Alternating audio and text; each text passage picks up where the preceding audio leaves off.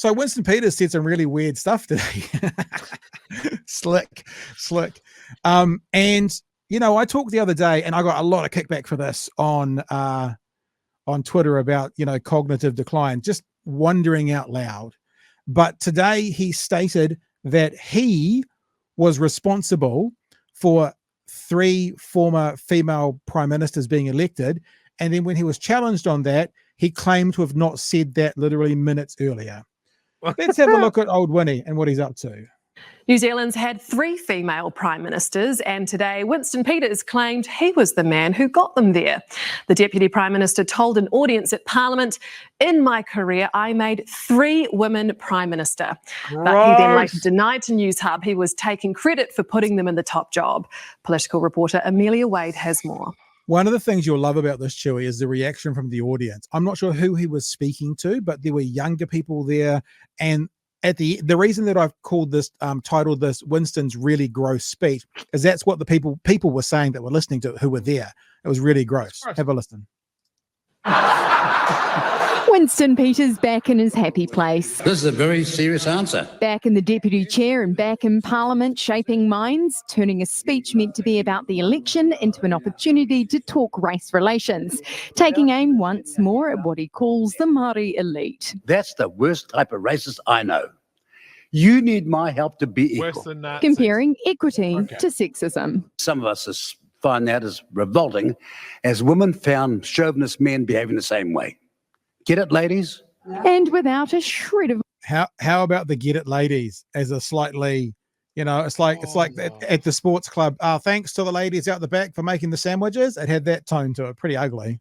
And without a shred of irony, appearing to claim that 'twas Peters who maketh the women. Oh, and by the way, in my career, I made 3 women Prime Minister. You've forgotten that?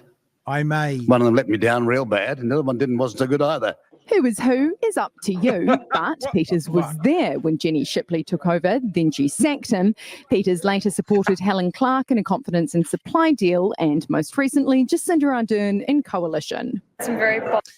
Really important, I think, to hear what he then said, how he stutters and stammers. When I said cognitive decline, I think he realized that this is even too far. I really do. And he actually doesn't make sense in his answer. I'm not actually accusing him of cognitive. I don't want to do that. But I think he realized if that was interpreted like lots of people interpreted it, even I've pushed it a bit too far. I reckon this is what he said. Some very bold claims as to his involvement in the making of specifically female prime ministers in this country. A bold claim indeed. I made 3 women Prime Minister. Not that he'd stand by it moments later. What I said, I was there when 3 females became or continued to be Prime Minister. I was there. That's what he's claiming he said, or what he meant. I was there. And the stammering and the stuttering is particularly interesting. And he says 3. I actually tweeted it out. Female prime ministers or prime female ministers or something. Have a listen. What I said, I was there when 3 females became Prime Minister. Because females. I didn't rule them out. I didn't take credit for it.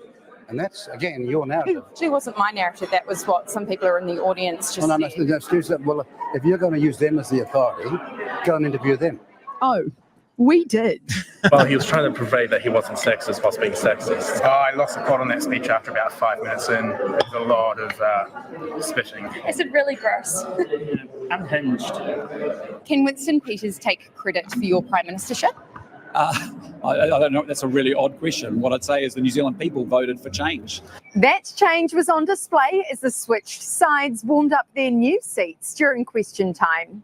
Does he stand by the policy to leave the door open to a referendum on Te Tiriti o Waitangi? On what we have agreed as a government, that we will pursue a treaty principles bill to select committee, and that's as far as it will go. And challenges about how far National's bedfellows will go. Well, I've got news for Christopher Luxon. Your circus, your clowns. He is responsible from this day forward for every single one of the people on that side of the House. I'm happy to offer the previous speaker my pocket square because he has a large dollop of sad sauce right there on his face. Is there anything that Winston Peters can say that is aligned to Look, I just want to be quite clear. We are in a unique government. A unique government, perhaps, but Peters playing a familiar role.